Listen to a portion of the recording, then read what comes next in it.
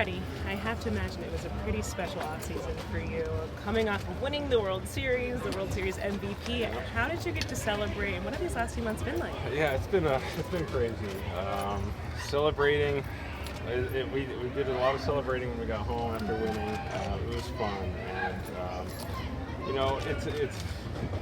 sports is incredible.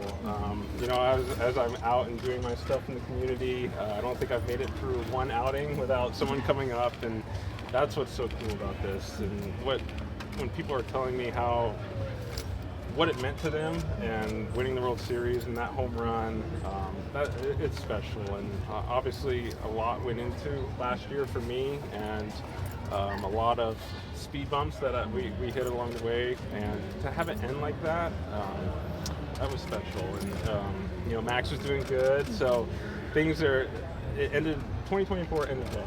Yeah. This team, and I think it's been clear since even when you joined it, this team has made a commitment to finding ways to win. Yeah.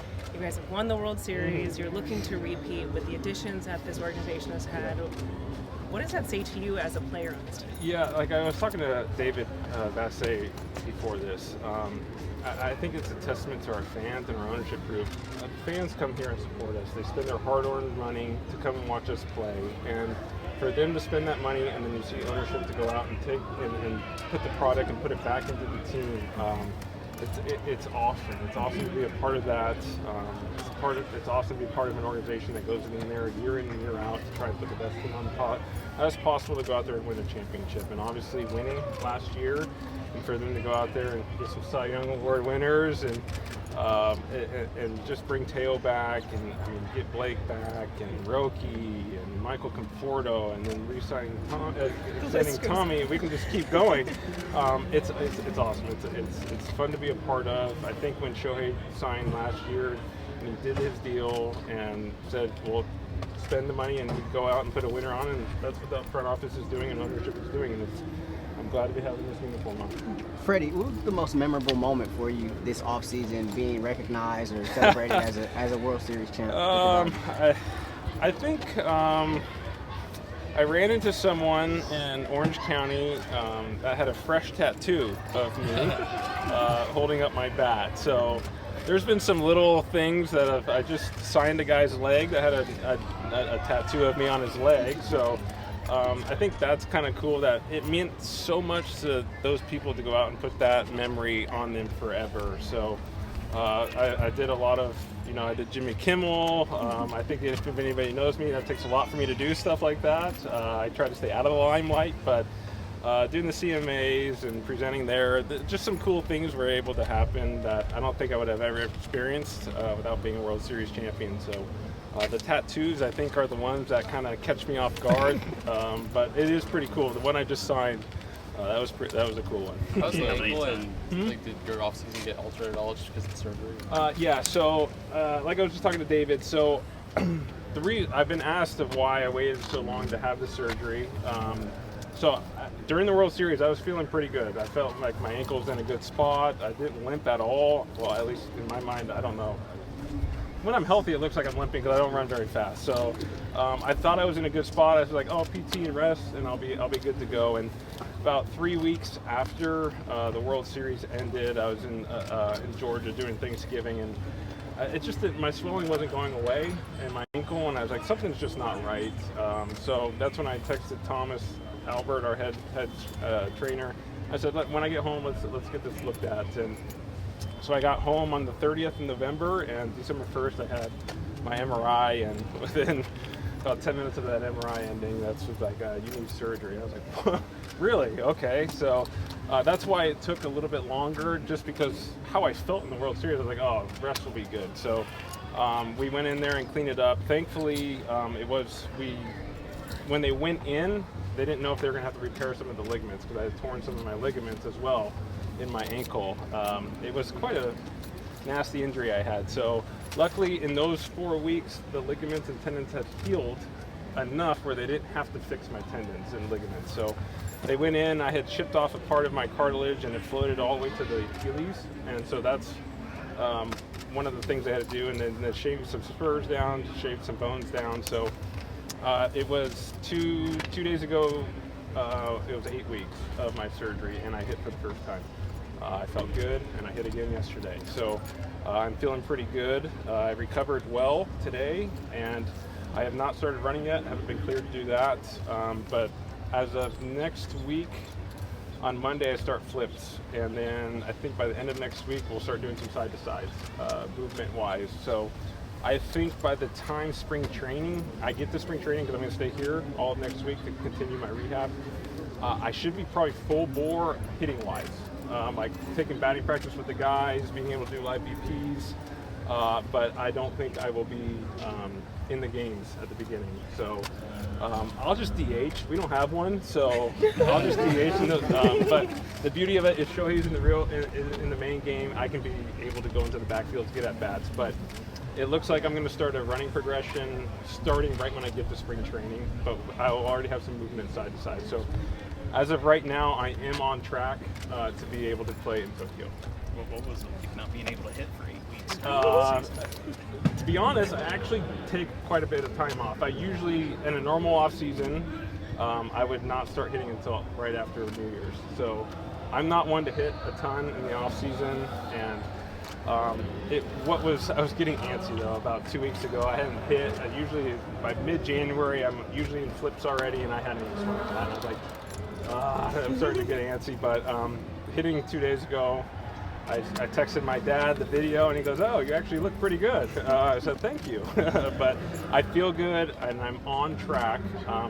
I can't tell you how it is. I mean, I'll see you guys every day in spring training, so I'll be able to give updates as I go through spring training. But as of right now, I have not been cleared to run, but I am hitting, and I think I should be ready to go by Tokyo. Freddie, on the subject of surgery, Yeah. Ohtani's obviously coming back to pitch this year, coming up the elbow Yep. thing, he's had the shoulder thing done. I think there's kind of this widespread assumption, okay, he's going to be the same guy. But maybe, somebody that plays this game and understands how hard it is, can you maybe kind of put this into context, what he's trying to do, and also what kind of gives you the confidence that he will be the same guy again? Yeah, I watched him tear his shoulder last year, and he played 2 days later. So I had to touch him on game 3 to make sure he was real, because when you pop your shoulder out like he did and tear something, you usually can't raise your arm above your head. And I watched him walk in on workout day in New York and raise his arm completely over his head, and I was like, how is this man doing this? So I would never put anything past Shohei. Obviously, he's been through a lot of surgeries before.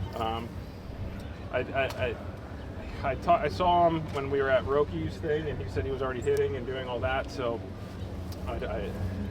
I've never seen him in person pitch and hit at the same time. I think we've all watched him MVPs over and over again. So I think Shohei's going to be Shohei. I just don't see how he's not. He's just a joy to watch day in and day out. He looks great right now. So I think that's more of a spring training thing, and I think his shoulder's going to be in a good spot. I mean, he's got 2 arms that he's rehabbing right now, but he's going to be, I think Shohei's going to be Shohei. I don't know about 50-50. Because I truly don't know how he's going to go about stealing bases while he's pitching, So I think did he ever steal more than 30 when he was pitching with the So I think I don't know how he's going to navigate that, but maybe he just steals 50 bases before he starts pitching in May or whenever he's going to start pitching. So I wouldn't put anything past the man. So someone hitting and pitching in the major leagues at this level, and he does it, he's like, it's still speechless for me. And, I got to watch him hit like he did. He's done it for 7-8 years now, and it still amazes me that someone can do it at such a high level, and day in and day out carry himself the way he does. He's a great teammate, great person. And now he's got dad strength coming, so maybe he'll hit 60 this year. Going back to this tattoo thing, you said it kind of throws you off a little bit. Yeah. Are you like weirded out, or I'm not are you weirded like, out? No, it's it's actually cool that it takes you back and realize that sports means so much to people. And when you're out there playing and the fans are going nuts and you feel that, but then when you come into personal contact with these fans and they tell you how much it means to them, and then they show you how much it meant to them, I think that's what it's actually really cool, and I think that's so amazing that people would go through the pain to put me on their body, and I think I just love sports. It's not just baseball, it's in all sports that people, like, you can change people's lives and create memories. A guy was just telling me in the luncheon I just did that he gave up drinking that night because he wanted to be with his kids present, and they were in the right field stands, and he didn't drink that whole game, and he hasn't drank since because of how present he was with his kids. And they go to the field the next day and he just wanted to play baseball with his kids. So those are the stories, like, that gives me chills when I heard it and talking about it now. Those are the kind of things that sports can do, and to be able to give someone that, that's what this is all about.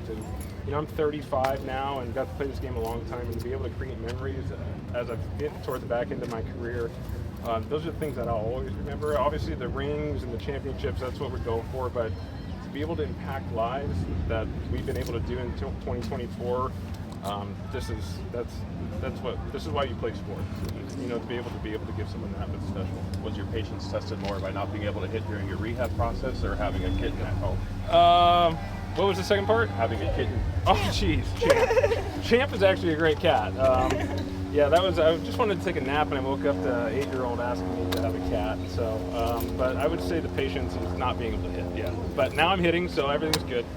There's obviously been a lot of mixed reaction to like how much the team has spent, all the star players you guys have brought in. Like, what does it mean to you as a player to see that, and what do you kind of make of this? I know I've been told about the ruining baseball and all this, but like I told you before, to be a part of the organization that goes in and puts a contending team on the field year in and year out, and what I mean by that is the fans are pouring their hard-earned money into us when they come to Dodger Stadium and spend their money, and to see the organization ownership put it back in to the team, I think that's just why everyone's so happy. And there's a buzz around here. Like there was a buzz last year when we got Shohei, and there was a major buzz here, and that's a testament to our organization, our fans, our front office, and players want to come here. You see, Mark Walter and the Dodger organization, it's not just putting they're putting $100 million into the community. They're doing so much good stuff. So I understand people can be mad at us, but when you sit here and everyone's here